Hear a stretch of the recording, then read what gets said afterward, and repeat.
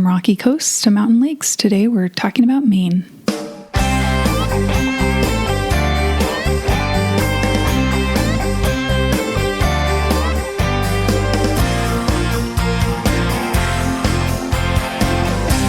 Welcome to Vacation Mavens, a family travel podcast with ideas for your next vacation and tips to get you out the door. Here are your hosts, Kim from Stuffed Suitcase and Tamara from We Three Travel. Today's episode is brought to us by Safe Travels Kit. Safe Travels Kit is a travel and airline bedding kit that helps travelers create a more sanitary, comfortable travel experience. Now when travelers set off on a vacation or business trip, instead of worrying about encountering unsanitary surroundings, they can journey in comfort and serenity, resting on the Safe Travels Kit super soft seat covers and pillowcases made from high-tech fabric that prevents germs from penetrating. You can purchase one for your upcoming travel at safetravelskit.com or on Amazon or at many airport Brookstone locations. So Kim, we've been talking about Safe Travels Kit for a little bit now, and I was just on this road trip that we're going to talk about in this episode, and it made me think about the number of times that I've rented cars, and maybe from like budget kind of, places. Yes. And I've gotten in and be like, kind of smells in here. Like, what's been going on in here? And so I was thinking you could put the seat cover on your rental car probably That's as true. well. Yeah, of course. I'll never forget that time that we rented a car, and I remember it was pretty stinky smelling. I don't remember where we were, but for some reason it's standing in my head. Yeah, we had that experience. I feel like we took out they had one of those, not room fresheners, like a car freshener, air fresheners. Oh, that's right. In there, yeah. And we took it out, and then we realized why it was in there. Yeah, exactly. We're like, okay, it needs to be here. Yeah, especially now. I saw somebody who's a frequent traveler sharing that he was rented a 2018 vehicle recently at a auto lot, or a rental car lot, and the rental cars are right, because there's not many of them. There's not many left, yeah. So they're just getting whatever they can. So yeah, now it makes me worried. What am I going to get when I go to California? I know, yeah. Well, I'm packing my Safe Travels kit. So I will have it for the plane, and I'll have it for the rental car. So, and I'll have an extra pillowcase. That reminds me, I need to pack my extra pillowcase. Yeah, that's a long flight for you. You guys might try to, use the time on the plane wisely and. Yeah, I think actually my time on the plane is going to be writing about Maine. Oh, nice. That's good. Well, we will jump right in then and get talking about your trip to Maine, because I have to admit, I was so jealous and wished I was there with you, especially because it was a solo trip for you. And I was thinking, man, I could have just flown out there and, spent some time. We could have had our fun little hiking and, Maine time together. But it seems like you had a lot of fun. You were definitely ready to get back to your family, but you were gone for a while. So we're going to jump right in and talk all about your time exploring, all the rocky coasts and lighthouses all the way to the lakes. And I know you saw a few moose, so we'll talk about that. Yeah, definitely. I was thinking about you too, especially since, 2 summers ago, we went to some of these areas, not the same exact area, but similar. Mm-hmm. And so I was I was missing you and thinking of you. But yeah, I think it was about 12 days in Maine, which is such a long trip, but the state is so huge. People tend to think of more of the Maine beaches, which is kind of like the southern coast. And then there's the Portland, of course, and then like the mid coast. And then they kind of look at Acadia National Park as super popular. But to go beyond that is, much more off the beaten path. And so I made my way up the Maine coast, and maybe we'll talk about that actually in a different episode, because I think if I covered all 12 days, it would be way too much right now. But I was working with 2 different tourism boards. They had hired me to do a campaign with them because they're trying to say, hey, there is so much more to Maine than just, these parts that people tend to gravitate towards. And so I was working with Downeast Acadia Regional Tourism, which is kind of the region from Bar Harbor and Acadia National Park all the way to the Canadian border along the coast, and then the Maine Highlands, which is Bangor, and then up into kind of that Moosehead Lake area that we've been before, and Baxter State Park, and that, mountains and lakes type of area.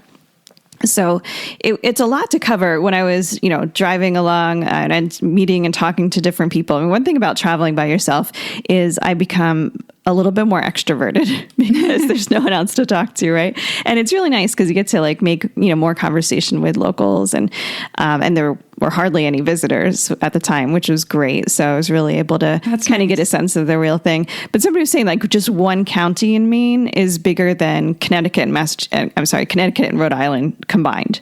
So it's like people just don't understand the scale. Like they get calls, places to stay and things like that. They get calls. They're like, well, we're going to do like a day trip to, they'll name a place. And they're like, you realize that's like a 5-hour drive away, Yeah. So it is a really big state. There's a lot to cover. But I think what I did with this road trip was kind of a little bit of like the best of both worlds, because everyone loves that quintessential rocky coast with the lighthouses and the lobster and all that. Mm-hmm. But then, the idea of seeing moose and getting out and hiking and seeing the lakes and the rivers, that is really appealing too. And so I feel like especially for this summer, it's going to be a great trip for people to do, because you are trying to be outside still, but you're also trying to get away from people. And we've talked about before, this summer is going to be really, it's going to be really busy. Yeah. Especially in national parks. And I saw a headline when I was there saying that Acadia is expecting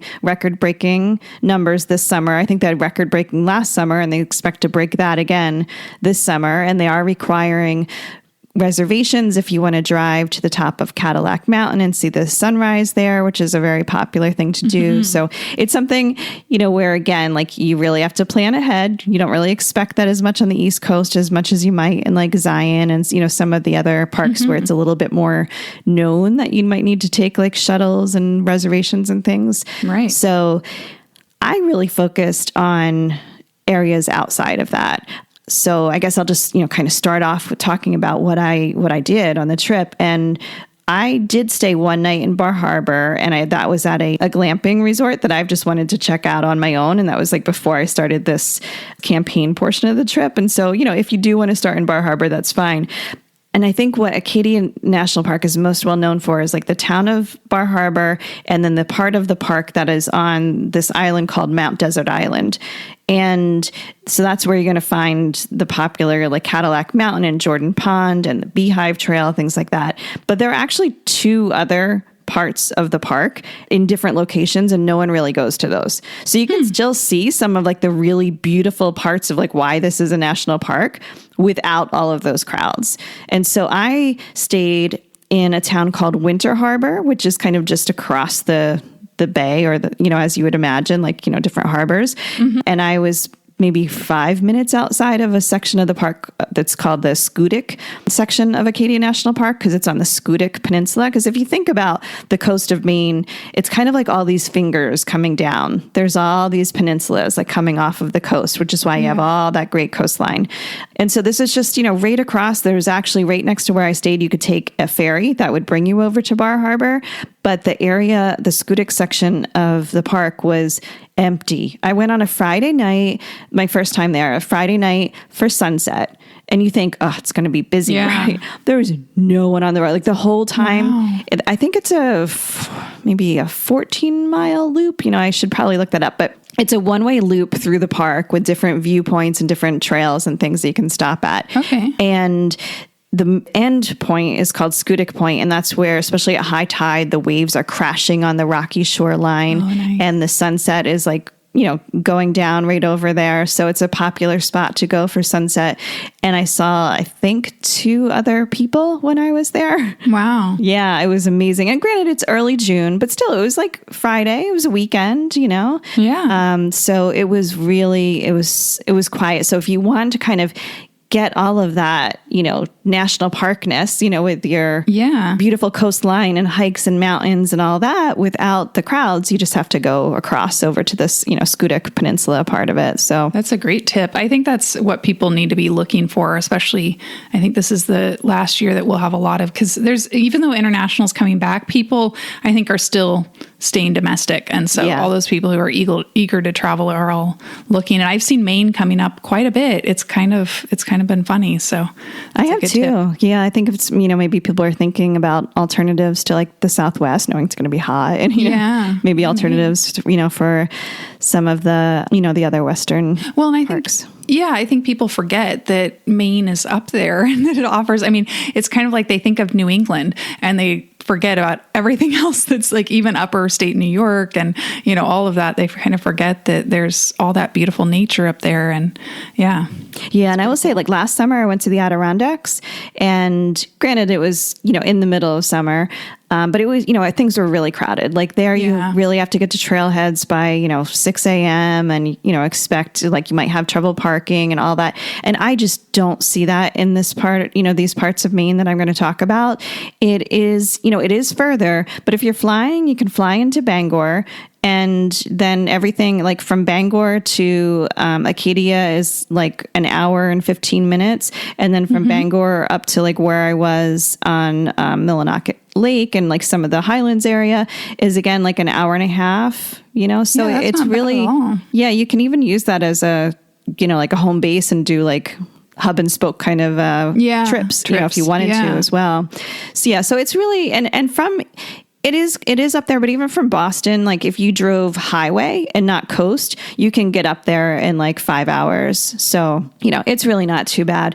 But again, I will say though, the one thing to think about is that it is a little bit further out. And so you're not going to find all of the same like tourist infrastructure that you find like a little bit further south or in some of the towns like Kennebunkport or Portland or whatever. And just, I think everywhere is kind of experiencing a bit of a labor shortage right now, but they're definitely seeing that in Maine too, and like places trying to get staffed up. And so you see more of, you know, there's, you know, maybe going to be slower service at some of the restaurants or shorter hours, or just the fact that when you're in some of these towns, there might only be 2 or 3 options. And what I found is that some of them close early. Actually, most of them close early because it's more of a you get up early and go to bed early kind of place than me, which is a night owl.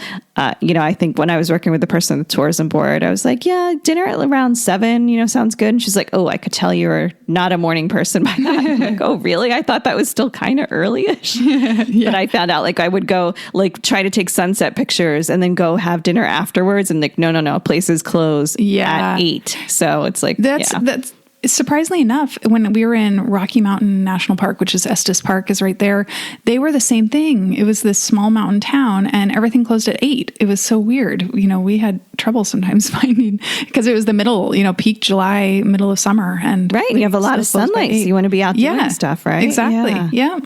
Yeah. Well, I'll get into my trip a little bit and kind of give some details for people that want to, you know, plan something of their own. So my first stop was in the town of Ellsworth, which is kind of right above, you know, Bar Harbor. And it's a, you know, cute little downtown that has like some different brewing places. And Maine is like big with their craft beer scene. They're known for lobster, but they're also big for like blueberries. So there's certain things you got to try. So I went to this place called Town Brewing, and that they had like an outdoor like food truck and beer garden kind of place. So, you know, it was really cool. And then it was a lot of scenic byways. So I drove the Scutic National Scenic Byway down, like I said, the Scutic Peninsula to this town of Winter Harbor. And again, you're not going to find the same like hotels and things that you're going to find in Bar Harbor. There's a couple of inns, there's a couple bed and breakfasts. But if you're going as a family, you're probably better off trying to look for like a cottage rental of some sort. And I definitely saw lots of signs for those, and some of them are gorgeous. So I think that that's probably your better choice. I stayed at a place called Mainstay, Cottages, and RV Park, and I thought it was going to be kind of like your traditional RV park. It was not. It was so nice. It was this piece of land right on the water, so your RV sites are like really overlooking the water, but there's only like 10 RV sites, and they were kind of to one side. On the other side were cottages, and I stayed in what was the original building there, which is a boathouse. So it's like, you know, I walked down to the water, up a little ramp to my boathouse that's like sitting over the water.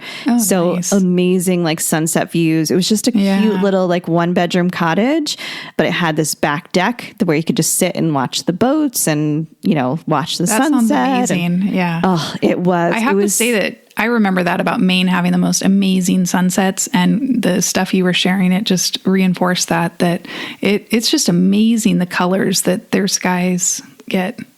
Yeah, especially because a lot of it was kind of dreary when I was there during the day, and then it would surprise me at night. And I'm like, yes, thank you.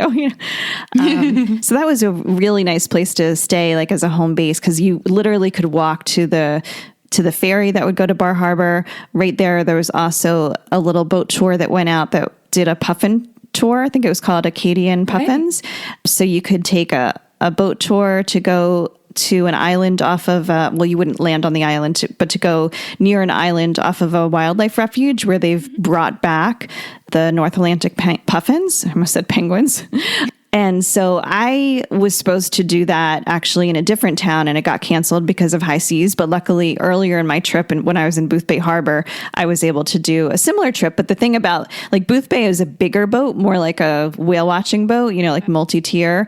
And so I have a feeling they don't get quite as close. Like maybe these boats were smaller, but the other thing to worry about is like if it is rough seas and you're on a small boat, you're going to feel it a lot more, So, but that's definitely a neat thing to do because, I've been fortunate enough to see them in Iceland, but it's a very unique thing to get to do and see. And I think most people don't realize that puffins are actually really small. They're like smaller than seagulls. Yeah.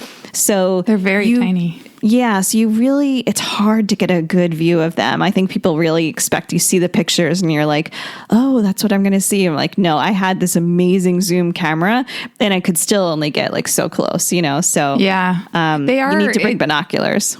Yeah, definitely. I agree with that. We went whale watching on the Pacific coast, surprisingly, and there's a wildlife refuge and they have some puffins, and we actually got to see puffins out here. And it was kind of crazy because they seem so bright, and like when you see them on rocks and in people's photos, because they do zoom in, you don't realize how small they are. And you'd have to be really close to be able to even like get that clear vision of their beak and all that beautiful coloring they have. And so, yeah, I know what you mean by that. But they're so cute. They are. They're adorable. They are, yeah. We mostly saw them like on the water, when I took this trip. Yeah. But there is a place in this Downeast region that you have to book it way in advance, but it's like a small boat, and so it depends on the weather. But they'll take some people out to the island, and you can stay there and like stand in the bird blind, like the box where you're kind of covered, and just watch them. So if you're really into it, there are things to do like that. But where I stayed, as I said, I was like 5 minutes from the entrance to that section of Acadia National Park. There was a place where you could rent kayaks there. There was a place where you could rent bikes because a lot of people just bike into the park and loop that way, which is a great option. So it's definitely a place where you could stay for a few days and just there's so many different like hiking trails and things to do. So there's some in the park, but then there's all these different like preserves and like national wildlife preserves, other types of preserves like around, and a lot of them have kids activities. Like there's this thing called Kids Quest where they're like each place has like different like learning opportunities for kids, like a train station. This is where you learn about seaweed. This is where you learn about tides, so there's things like that you can do if you have younger kids also. I spent pretty much like my first day really exploring the park, and I did a hike like up to the top of a mountain, and the hikes there are not super long. You can do kind of a longer ridge, not real ridge, but you could do like a longer one, but most of the hikes are not too long and not too steep. I did come down one that was like a little bit steeper and not as clearly marked. But I think for families, if you could do like this Adler Trail, and I will put this all in the post that will be published by the time this episode comes out. So like everybody can see the details. But I also, somebody told me that at low tide, you can walk out to this little island that's off the coast of the park. And sometimes the harbor seals will hang out there. So I checked to see like what time low tide was going to be. And I made sure I went before like the actual low tide, so I would have time to like be there and get back before, the water would start coming back in. Unfortunately, I didn't see any seals, but like that's, that was a neat kind of thing. Like you're walking on the ocean floor, kind of thing. And then just, did the loop, went out to see the waves crashing, and, so it's pretty. If you like a rocky coast, you will definitely get your fill. Yeah, that sounds amazing. I'm impressed with Maine, even from my one trip. I think it's really a place. If you're looking for like a relaxing, outdoorsy, just kind of laid back vacation, I think Maine is definitely a good place to look for that. Yeah. And like I said, there's a lot of like little charming things. Like I think that day I left the park and I went to have a late lunch that someone told me about. Again, some of these things, like you need like a local to tell you about, because they're not very well like promoted or, talked about. Even within the park, there's a place, what's it called? Like Raven's Nest. And it's not even on the list. Like it's not even on the park map, but like all the locals will tell you, oh, you got to go to these cliffs, so stuff like that. So I talked to actually the person she owned the property where I was staying, and she recommended going to this little fishing village of Korea, or actually I think it's Korea, but with a C. And there's like a food truck kind of thing there, but it's lunch on the wharf, and it's only open in the summer, and it's only open like from 11 to 3 and not open on Sundays, that kind of thing, where you kind of have to know about it to go. But they have, lobster rolls and all that, and you're right on the water. And, there are places like that. And like further south in Maine that people will line up for like an hour, but there, like it was just so nice. Like I sat just looking out at the boats, because I can't even tell you how many harbors there are, because all these little coves, and they're just filled with lobstering boats and fishing boats, and they're just bobbing there. And all along the piers, you just see, all the lobster traps, and you see the buoys and the ropes, and it's so classic. It's so classic, like Maine and New England. So it's like, I don't know, it just kind of, like that expression, like fills your bucket. It just kind of like fills your bucket with like all these like good sights that you wanted to see when you came to Maine. And it's like everywhere you turn, it's there. There's another lighthouse, like it's so quaint. Yeah, well, I was definitely jealous of all the lobster rolls and stuff you were having. So I, definitely think that's something people think about. So the food sounds like it's definitely not to be missed when you're on a trip there. I came home and Glenn was like, what would you want, for dinner? And I'm like, I think pasta or chicken. Like I've had a lot of You're like, I'm done with seafood. And then when I was like further north, it was like much more casual. So I was like, I had a lot of fried stuff there. So I kind of just went good, like give me salad, that kind of stuff. Yeah. But yeah, there's a lot of other things. Like there's some cute farms, like organic farms you can stop at. There's a couple wineries, surprisingly, but they specialize in fruit wine. But I did visit the one that was the oldest in Maine. It's called Bartlett Maine Estate Winery. So it's a distillery too. So I guess, you can maybe find your drink in one of those too. So, there's other things that you can do. It's not just about like hiking and stuff like that. But yeah, there's just so many good places. So after I stayed in Winter Harbor, I kind of made my way east to the town of Machias. But first I stopped in this town called Millbridge. And there were a couple things I think of note there that I would want to mention. And one is that you can do a puffin tour from there with Robertson Sea Tours and Adventures. That's the one that I was supposed to do, but unfortunately got canceled. But there's some really nice parks around there too. So I went to this park called Mcclellan Park. It's a state I don't know if it's a state park. I think it's just a local town park. So you're driving like down this peninsula and you're like, oh, is this going to be worth it? And then you turn into this park and it's just, you're driving through the woods, really bumpy little road, follow the sign to the picnic area. I get out of the car at the picnic area and it's like one table in the middle of like a grassy kind of field surrounded by trees. And I'm like, why am I here? And then I realized there was like this little path. And so I follow this path out and then you're on these gorgeous like rock, I wouldn't call them cliffs, but like, these big boulders along the coast with picnic tables there. And I'm like, okay, I get it now. It's gorgeous. And if this was at home, there would be so many other people there. You'd have to stake out your spot, all that.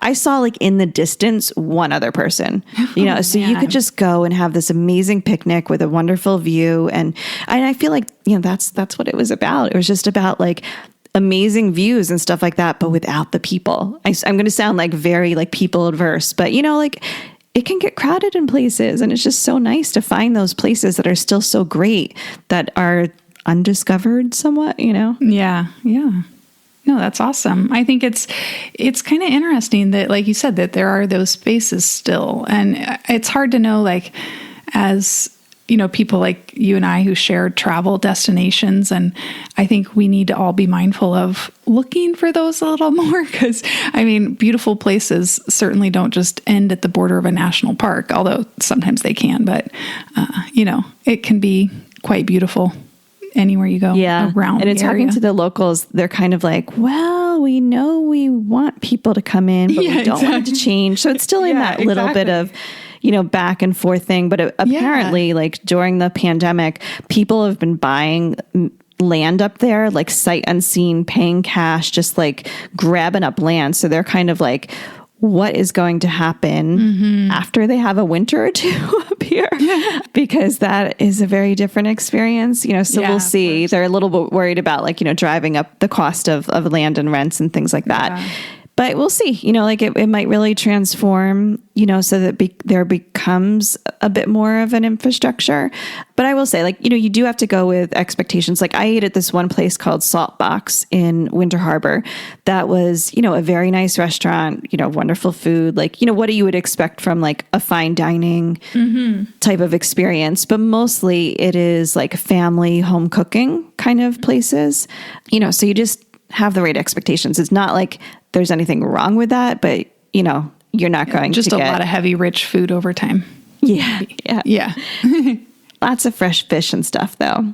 Oh, that's good. Yeah. The other thing that I would really recommend, especially for families, I think, is I did a guided hike with Hazel from Maine Outdoor School, and she's like an outdoor educator. She's from Maine. She's very passionate about it, but she knows so much about the area, but also about the, all of the plants and all the trees and all the birds and, everything that you're going through. So I feel like she could do something that would really engage kids. She's used to doing kids programs too. So she knows how to be very engaging with kids and, teach you a lot, but then maybe bring you places that you may not have found on your own. One of the things she offered to me was to do an evening paddle, where you could see wildlife and stuff. And we didn't do that just because of my schedule, but that would be something, although just make sure you bring proper bug gear if you're going to do that. Yeah. I kind of lucked out. I should mention that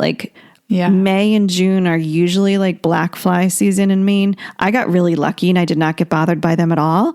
And even the mosquitoes, which there's t-shirts that are the state bird is, mosquito. Yeah. I remember us having a fight with mosquitoes when we were there. Yeah. Yeah. So I didn't have too much of a problem with that either. Obviously I put on bug spray. The things that drove me a little bit crazy a couple times were those no-see-ums, those little. Oh yeah. The little gnat biters. Yeah.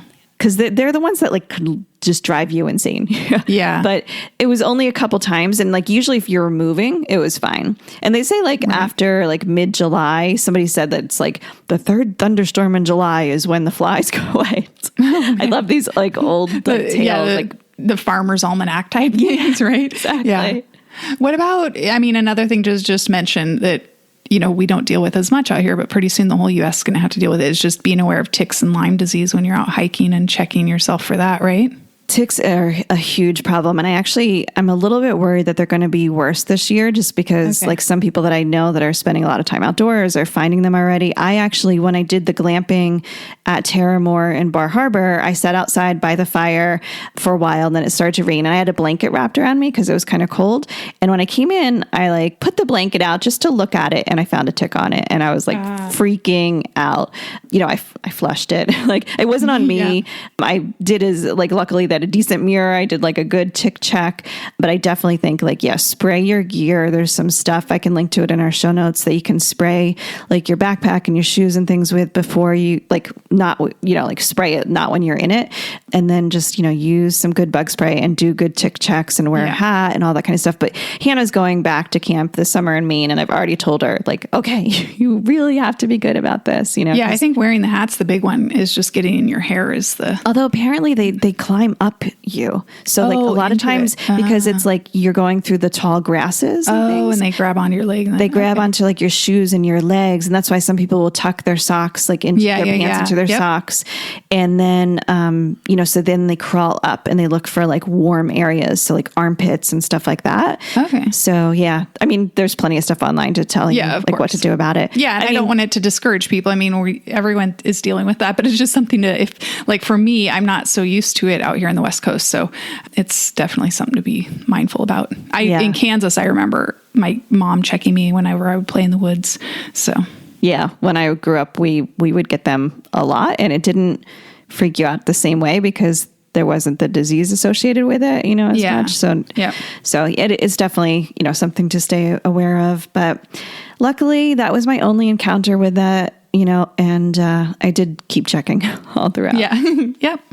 Just something to be mindful of for people. I don't want to, sorry to go off on that side tangent, but I think it's important to just know since we are talking about it as a travel destination.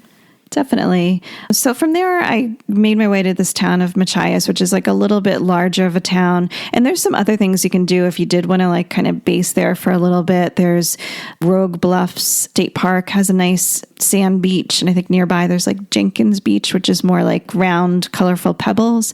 But there aren't as many like beach type of places, in Maine, because it's at least in that section, because it's more rocky coast. So it's nice when you can find, a real beach to like hang out on or sit by. And in the town of Machias, there's a nice like waterfall in the center of town.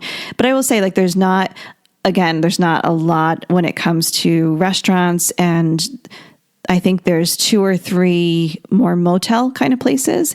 I think a couple of them have been renovated, so that they look newer, but it is still that kind of accommodation unless you would want to rent a cabin. But I actually stayed at a gorgeous place. It was called the Inn at Scopee.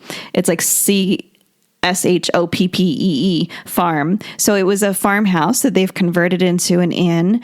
And I stayed in the river room, which was on the first floor. I think the other rooms are on the second floor. And it was gorgeous. Like the people that run it's like a young couple, clearly have such nice design style, because it felt like it was from like a magazine or a decor show, because it was just very simple, like farmhouse kind of, like white linens, like the wide plank floors, the exposed beams and the ceiling, this like old little table, but just with a vase of like these simple yellow flowers. So it's just like wood and white and a little splash of yellow. And it was beautiful. Nice. And it's right on the river.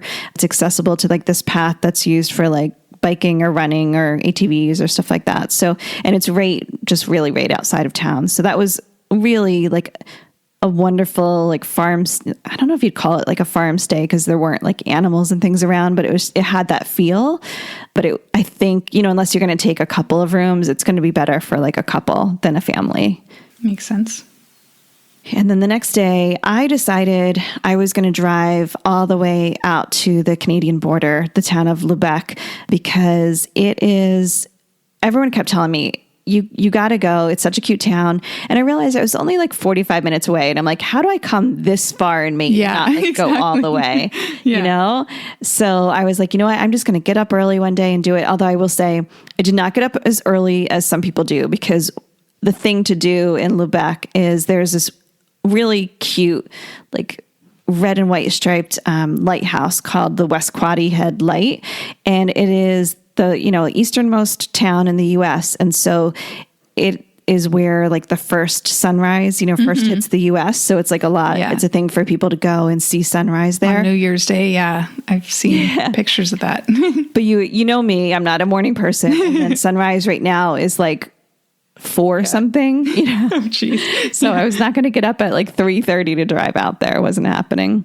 But still, I went out there, and again, handful of people were there while I was there. So I set up shop. I had my tripod. I was taking pictures. I was like hanging out there, and I am so self-conscious about stuff like that. Like I feel so uncomfortable, like taking up anyone else's space or time or whatever. So I tend to not do those things when there's people around. I just feel really uncomfortable. But because there was no one around, I'm like, oh, cool. I can like take some pictures with me in it. I'm going to set up my tripod. And, so it was nice. It was really cute. And then the town itself, I mean, it's quiet now because obviously the border is closed, but it's really cute. There's a place called Cohills Inn and Pub, which supposedly makes like great cocktails. There's a brewing place there. There's all kinds of trails and things if you did decide to stay. And what most people do when the border is open is there's this island that kind of shares the border, and it's called Campobello, and it's where the Roosevelts had like a summer home. So you can go out there and visit like this, historic home. Sometimes they'll do like tea with Eleanor, and there's things to do, but like that's a really popular thing to do, but it's closed right now because of the border is closed. But if you go in the future when the Canadian border is open, like definitely check that out. But it was well worth it. And there's also, if you go, you have to stop at this place called Monica's Chocolates. She will walk you through every bit of her shop, but she makes everything by hand. So not just the chocolate, but she makes her own peanut butter. She makes her own caramel, like everything that's going into this stuff, she's making by hand also. And the chocolates are amazing. So I was like, okay, they're going to melt in the car, but I have to get some. And so I was like trying to keep them cold by putting like water bottles around it and stuff. So that was kind of wrapping up my time in the Downeast region. And then I went up to the Maine Highlands. Yeah. And so that's the Maine Highlands is kind of like what you and that's more of the lake and mountain interior. Is that correct? Yep. Yeah. Cool. I spent one night in Bangor kind of as a layover, and I visited, I drove by the Stephen King's house. He does still live there, but I guess they're turning it into a writer's retreat. And actually I was able to get a lot of history because I took a walk. Actually, it was supposed to be a walking tour, but because it was like 95 degrees, they nicely drove me around with the Bangor Historical Society, but they have a whole bunch of different tours that you can do because it at one point had like the most millionaires in, I don't know if it was New England or the US, but because it was a logging town, there was like just a lot of wealth there at one time. So the town itself has these beautiful like Victorian mansions, like the architecture is really beautiful. A lot of downtown was destroyed in a fire at one point, and obviously it's not a big lumber town today, but it's still cute. Like downtown, I mean, it's a little bit hard to judge sometimes right now, some of the towns, because they're like coming back, but it was much more vibrant than I would have expected given this past year, and everything that's happened. Yeah. But it was, there were a lot of cafes, there were tons of like outdoor dining kind of options. It was cute. It was definitely a cute little town. And then they have like a good concert arena there that apparently bands love to play at. It's like outdoor neat. On a river.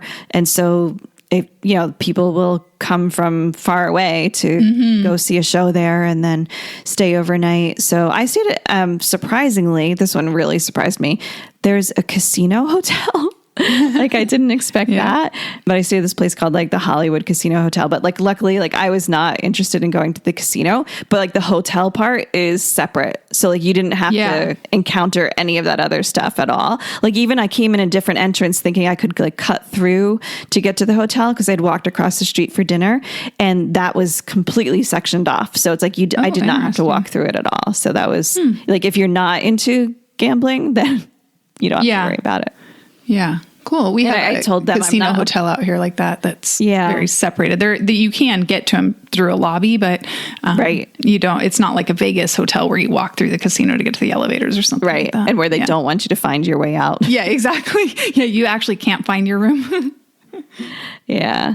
So from there, like the next morning, I drove up to where I was staying in Millinocket Lake. But first I stopped at a place called the Harundo Wildlife Refuge, and I did like a guided paddle with a naturalist there. And this is like it's a really nice, like if you are staying in Bangor and you want to get out and do some like walks and hikes without driving an hour and a half, it was, it's only like maybe 25 minutes or so out there, and they've tried to make it really accessible and affordable for families. So it's free. They do take donations. You can even borrow canoes or kayaks for free. I mean, they hope that you make a donation. So that's really nice. And a lot of their trails are wheelchair or stroller accessible, which is, if a lot of hiking trails in Maine are what they call rocks and roots. So it's a very uneven, surface. So for anyone that has any mobility issues, it's a bit of a struggle to get out in nature. And so the fact that these are nicely done trails, there's also another one called the, Orono or Orono bog boardwalk that I did. So it's like a boardwalk, out overlooking a bog back in. So it's nice to see that, again, for families that don't want to have something too strenuous, but want to get out in nature, there's something for them to do. Then I drove up to, it's called the New England Outdoors Center. And remember how you and I did the Appalachian Mountain Club Lodge, and we did that? Yeah. So it's, they have a lodge and then they have cabins. They don't do the same kind of family style dinners. Oh, I was going to say communal dining. Yeah. Yeah. So it is different in that way, but it's on a lake and it's a lodge. They run activities. They have a restaurant there. It was closed when I was there just for that day. They try to balance it with other restaurants in the area so that everybody has a day off, especially being short staffed right now. But they put me up in an amazing cabin. This is Kim, especially when I walked in there, I was like, okay, it's a 3-bedroom, 2-bath cabin with this gorgeous kitchen. I can't believe, this is when I wish I had people with me. Yeah, of course. I remember you sharing that on your stories. I was like, oh man. And it's it always happens with us when we find a great place. It's like, oh, you're here for 10 hours. I know. I was there for one night and I'm like, oh man. But they have a mix of cabins. They have smaller, kind of more basic cabins. They have premium cabins. I think this was a premium lodge, kind of thing. Mm-hmm. But they have some that sleep up to 14. So it's great for family groups, extended families, friends, that kind of thing. And the waterfront there is beautiful. So they're on Millinocket Lake, looking across the lake to Mount Katahdin, which is the tallest mountain in Maine. And that's the end point of the Appalachian Trail. So it's where it's just famous because a lot of people will finish their hikes there. And so people will go and meet them and greet them. So it's a great view.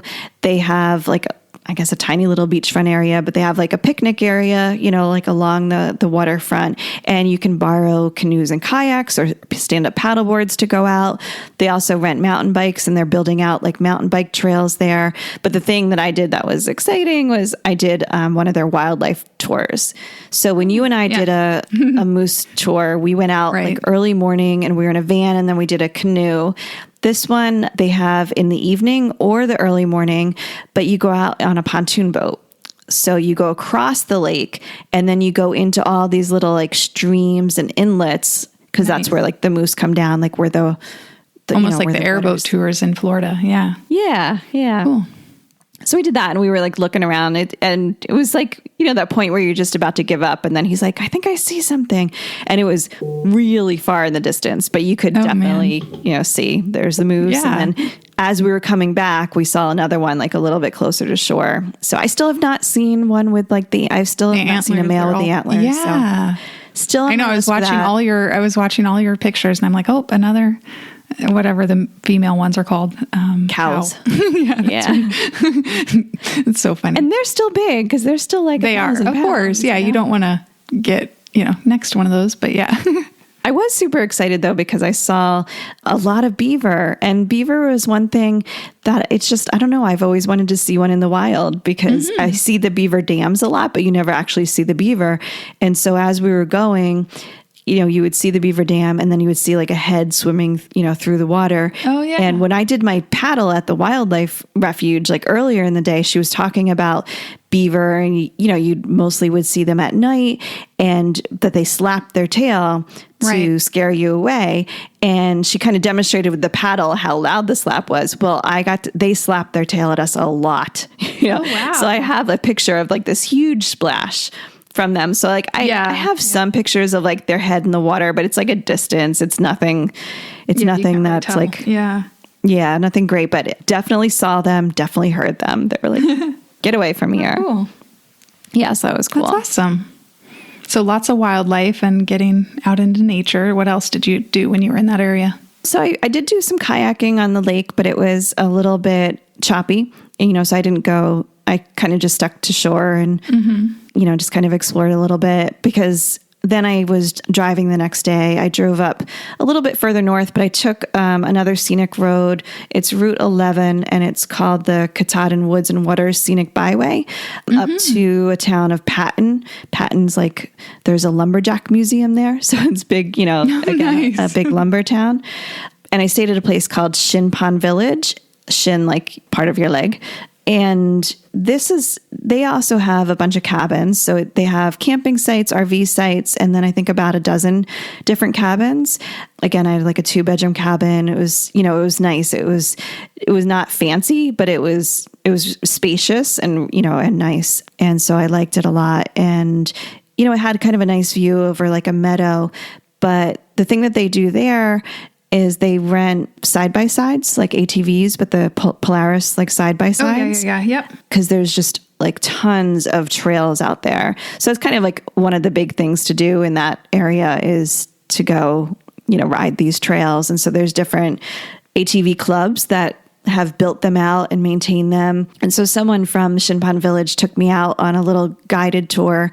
They don't usually do like guided excursions, but each of the vehicles has like a GPS built in and a tracker built in. So it's kind of easy. They give you a map. They kind of talk to you about where to go. But I was surprised that even as we were driving, like I would get lost in a second, you would think, but she was easily following the GPS. But there were also times when you come across like a trail map, and they'd be like, you are here. And it would show different things. So that's good. Yeah, they really maintain them nicely. It sounds kind of funny, but there's some show on TV, and I don't even know what it is, but it's like I don't know what they would be called, but they're like the police officers that take care of nature. Okay. I'm blanking on whatever they're, some kind. And they have the show, I remember it being in Maine, and they were talking about, there was a bunch of ATV drivers, and they were talking about all the trails, and like there's speed limits on the trails, and like a whole trail system. And it was it seems like it's almost like it seems like it's like cross-country ski trails during the winter, and then in the summer. Or snowmobiling. Yeah, or snowmobiles. Yeah, so they that's what it probably is, the snowmobiles, and then they turn them into ATVs in the summer. So it's kind of cool how it's such a big part of their life out there. Yeah, I was talking to Riley from Shin Pond Village, and she was saying that it's actually, winter was always their big season for snowmobiling, but summer is now becoming like just as big or even bigger, and it's longer season, obviously, so for ATVing. Yeah. And Hannah and I did something similar to this, like a couple years ago up in northern New Hampshire. We went up and we stayed at a little cabin, and a place, did kind of guided tours, and we actually crossed over into Vermont for the day and had lunch and came back, and it was really neat. So it definitely, some of these towns, like there's just not a lot of other stuff there, so like this has become both their recreation and a way to bring in tourism. Mm-hmm. And I think of like my nephew loves ATVing, he would love to go up there and do that kind of thing. Like for me, an hour or two of bumping around and I'm okay. But, some people like really love it and are also like, how fast can we go? How dirty can we get? All that stuff. But like they brought me up to the top of, I think it was called Roberts Mountain, and really beautiful view. She's like, we love to watch sunset here, but then on the way back we like encounter a lot of moose. I'm like, yeah, no, that's okay. I do not want to be on like the ATV trails at night. But she said those things have like really good lights and all that. So I'm like, okay. I mean, so if you're into that, it's definitely a great place to go for it. But there's also like plenty of other hiking and stuff to do nearby. Of course. Yeah. Yeah. So, cause it's right. So there's this new national monument called Katahdin Woods and Waters National Monument. So if you think about like the national park system, like national park is like the most well-known, but then there's all these other types of public land, right? There's like historical monuments and, like all that. So like a national monument. Yeah. That's like that White Sands. I always got thrown that it was a national monument, but now it's a national park. Now it's a national park. Exactly. Yeah. So it is, they told me it's very rough, and I didn't know exactly what that meant, but basically it means that there's really not like facilities there. So, I mean, infrastructure. Yeah. There's no visitor center and bathrooms and stuff like that. Exactly. It's more about, it's newly designated. So I'm sure some of that will develop over time, but it's also an international dark sky preserve, and it newly has that designation too. And that's like, actually, I think it might be a sanctuary. So there's levels. There's like sanctuary, preserve, community. There's like different designations for dark sky. but it is known for its dark sky. So I don't think they want to develop it, too much, but it's good for like, if you want to do backcountry camping and stargazing, or if you did want to do some like real backcountry, like hiking. But I will say so the first night that I was up there, I drove in and I was meeting an astronomer from Dark Sky, Maine to do some stargazing, because I was a little nervous to just like wander out there on my own. Like, where do I go? What do I do? And so I started driving into the park, and it has like a 17-mile loop, I think. 14 or 17. And they told me it would take like 2 hours to do the whole loop. And I'm like, okay, and wondering, but as I didn't realize it's like 10 miles, like just to get to the loop, it felt like. And so, and it's really rough. So there are a number of places where you would go, up in this section of Maine, and you and I experienced this too, where it's really logging roads, old logging roads. Yeah. You don't even know if it's a road. Yeah. Yeah. So it is, it's gravel, but there's different grades of gravel, right? Like it is, like there are big potholes, big chunks of rock, where if you have a low clearance car, like forget about it. Like it's not happening for you. And so I'm bumping along this, and right before I went, I had my car serviced, because I'm like, okay, we just did a whole lot of driving. I want to make sure my car is like in good shape. And they had said like, oh, I think you need tires. And I'm like, really? Because I got tires right before you and I went to Maine two years ago. But I'm like, well, I did just drive like 5,000 miles this, for one road trip. And then I've done all these we drove to Florida, like we have put on a lot of miles. And so all I could think was, what if I pop a tire out here? There's no cell service. There's no one coming. Yes. I just have to walk like through the wilderness back. So I'm like, you know what? I'm just going to wait. I'm just going to wait over here, for the person I'm meeting, and he's going to drive me in. So that's what I did. So I would say like, it is a place to go, like if that is what you're looking for, but just be aware, when it comes to services, that's what it is. Yeah. And so, that's and they do stuff to know. Yeah, exactly. Actually, totally. Because I was reading a blog post recently, and it said you could see lots of monuments there. I'm like, no, clearly you've never been there. Yeah. Just because it's called a national monument does not mean there are monuments there. Like, yeah, exactly. It's not like Washington, D.C. Yeah, that's crazy. So I'm like, okay, blogger, start to make sure you've actually been there. But anyway. Don't write for SEO, write for helping people. Yeah, exactly. So at least our listeners know that we're going to give it straight, right? Yeah, exactly. Real info. Yep. But we went out there, and we saw a beautiful sunset over the mountain, because we stopped at this overlooking Mount Katahdin, and then it clouded up. So I was like, I am such a bad luck. You have such bad luck with, yes. Yeah. All you're trying to see night light, or not night lights. I mean, at least I got to see the northern lights one time. Northern lights. Every time I've done stargazing, so, it rains or it clouds up. So we hung out for a while. I mean, he was a great guy. We had a great conversation. They do star parties there, and there is like a festival that takes place in October. So if it's something that people are interested in, I would definitely look up like Dark Sky, Maine, or Friends of Katahdin Woods and Waters, and they'll have some information about like the events that they run. They've been doing a lot of virtual Zoom kind of things now that people have been enjoying, but they'll go back to like the in-person kind of star parties this year. And the guy was wonderful. He set up telescopes, for me, and he was all ready with the laser pointer and all of that. Yeah. So big shout out to John. But, unfortunately, the weather did not work for us. And eventually we just kind of called it a day, and we went back. And as we're driving, again, local Mainer, he's used to this, kind of driving. And I'm like kind of nervous about what I'm going to see. I see a moose in the road like before he does. And before I can even get the words out, I'm like bracing like for impact kind of. And I'm like pointing like, da, da, da. But there's this like moose like, right in the road. And he's just like, oh yes, moose. Okay.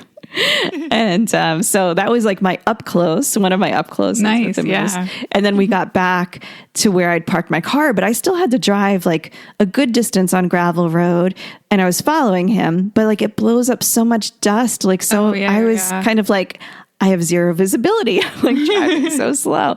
And then, then he goes one way and I have to go the other way. And it's now like almost midnight. It's dark. And there's still no cell service. And I'm just like, oh God, what happens if I find like there's a moose in the woods? So I'm driving like very slow, like very white knuckle, and I get back and I'm like, oh, I just need to unwind for a little bit, I think I didn't go to bed till like 1:00 in the morning because I was like, just like all tense from like, driving back. So I would say like, that's one thing that if you are going to do that, like just think about like your drive back. And like, maybe if you are into camping, like just camp there. That way you can just look up and see. And I'm sure everywhere, like the next night I was going to go out and just try to, stargaze from my cabin, but like the weather was still kind of iffy. So I was like, I'm so tired. I'm not going to bother. But, I'm sure everywhere in the area is nice. But then my last day, I will finally wrap up because I am going on and on. But my last day, I went into Baxter State Park. And again, this is what I'm going to tell you about Baxter State Park that I learned. So Baxter State Park is very popular in Maine. It is one of those state parks that's like a national park in so many ways because it does have Mount Katahdin. So it is super popular. So they actually require parking reservations for any of the trails that lead to Mount Katahdin. And those, fill up by like 6 a.m. If you don't show up for your reservation by 7 a.m., then they may give it away. But I wouldn't want to basically where I was staying to that south entrance where you would get in for that part of the park was like an hour and a half drive or something like that, or at least like 45 minutes. It was long enough that I'm like, I'm not going to chance that I can get a parking spot. And then there's also some areas like Sandy Stream brook or pond, and some other ponds that are super popular for moose watching. So especially in the early morning. So again, like you have to get there super early, and they give you like a 3-hour moose pass, like parking pass. Then you have to like get out of there. So it takes some planning ahead if you want to do that. And also it's a very large park, and there is a road that connects the southern part with the northern part of the park. But again, it's a gravel road. And so they're like, be prepared that if you want to drive through the whole park, it's going to take you 3 or 4 hours. So it's just something to think about. And there are lots of hikes to do, but people are like, oh, let's hike Mount Katahdin. Like you don't just go and hike Mount Katahdin. It's like, I'm not going to say it's not like hiking Everest, but it's something that you need to be prepared for. Right. Like you need to be an experienced hiker. You need to start out, it's like a 10+ hour hike. So like you need to start out very early. You need to have those parking reservations, and they are like really emphasize that you need to carry like a lot of water. And actually remember our friend Amy from Pit Stops for Kids, Amy Whitley, she did it with her boys a few years ago because her son goes to college out there, and she is a very experienced hiker. And I remember her writing about it and saying how like they weren't even as prepared as they should have been. And she was like scared a little bit, like I actually so it is something that you really have to prepare for. And then there's like this knife edge trail that kind of goes along the ridge line. And the locals told me there are points where it's maybe only like 5-6 feet wide, and then you have these big drop offs on either side. So, it'll be closed when it's high winds, but it's definitely not for people with fear of heights, so there's just a lot that you should be aware of before you do that. So I wasn't ready for any of that. So where I was staying in Shin Pond Village was actually only a half hour from the northern entrance of Baxter State Park. And again, it's just like any other state park or national park that's busy. If you go to the less busy part, you can still have a great experience. Like you may not see those like, most famous sites, but you can still have a great experience. So I went in that north entrance, and I did a couple of hikes, like one to a waterfall, one to this hike called the Ledges, which, was just beautiful overlooking. And then I walked down to a pond, and you can do like a loop hike there and another waterfall hike. So there's plenty to do in that area, and there's a campground there. And you can actually, there's a ranger station there, and you can rent canoes to go out on the lake or the pond for like $1, I think. And there's no one else there. Like no one, I didn't see anyone on the trails. Actually, you sign in at the trail register. Baxter State Park does a really good job of keeping track of their visitors. So when you go in the gate, they ask you what your plans are, where you're going to go. They'll help you find something if you need to. And they give you like a pass that you need to drop off on your way back out of the park. So they keep track of everyone going in and everyone going out. And so with the trail registers, that they really want you to fill that in when you're there and coming out. And so I could see there was no one else on the trail that day. Like it's so quiet. And that I think was I guess it was during the week, but it was a Thursday. So it's, like you would think a Thursday in June would still be fairly popular, right? Yeah, So, well, I think it's like you said, it's just when you're able to find those spots, because it seems like everyone flocks to the same, 5 sites inside of a park, and they miss these other things, and still it's got the beautiful nature like the rest of the park, but it's just not picked up as the thing to see, right? Exactly. So I would say, like, if you're doing like what I did and you want to go in the northern gate, it's the northern gate, but it's the area is called South Branch. So it's like South Branch Pond and campground. And there's like, all these different hikes and things around there, and the rangers can help you out. So it was lovely. It was really nice. On my way into the park, I did come across another moose in the road, which was exciting because it was not dark. And so I saw it in advance, and I was able to kind of quickly pull out my phone. Of course, my good camera was in the back, but I knew that it wouldn't stay in front of me for long, but it just kind of stood there in the road, turned and looked at me, and then it would walk a little bit, and I would like inch up a little bit, thinking it's going to go in the woods, and it kept walking along the road and looking back at me, and then it just like wandered off into the woods. So it was neat. It was cool. Well, it sounds like you had a great time and spent a lot of time getting to know that state well. Yeah, it was really fun. I do love the state. There is just a lot of, gorgeous outdoors there, but then you have the quaintness, like I said, of like the lighthouses and that kind of side of things too. So yeah, I highly recommend it. And again, if you want to get out of the very busy areas, go to these regions. There's, tons to offer. Have the right expectations when it comes to, accommodations and restaurants and roads, things like that. Yeah. And cell service. Oh my goodness. Even by the coast, I have Verizon. I had like no cell service. Even like further south in Maine, they're like, no, you need to have like US Cellular. I'm like, who has US Cellular? Like, I didn't even know that existed still. But so definitely be prepared when it comes to like a communication standpoint that you need to research. Like, it helps if you have like a non-phone based GPS, and you can't just search by point of interest, because some of these places where it might show on Google Maps is not really where you should go. So it helps if you can research in advance and have your exact street address or coordinates or whatever. The coordinates. Yeah, there were a couple times where I just clicked on the coordinates to do that. And if you only have a few days, like even, and you want to get out into like more of that wilderness area, either basing at that New England Outdoor Center, that was maybe more tourist friendly, and that, the things that they had to do and to borrow and the restaurant and all.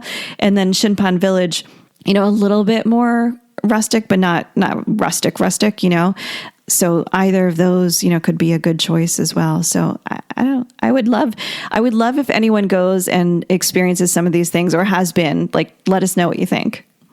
Well, as you said, you'll be sharing a lot of this information on your site, so you guys can always go to we3travel.com and check it out, or just check the show notes at vacationmavens.com, and Tamara will have all the info there. Yeah, definitely. And next time I can shut up and you'll talk about some of your travel. Sounds good. Yeah, I'm excited. We're about ready to head out and do a couple of fun trips, so I'll be chatting about that next time. Cool. Thanks for joining us. Bye.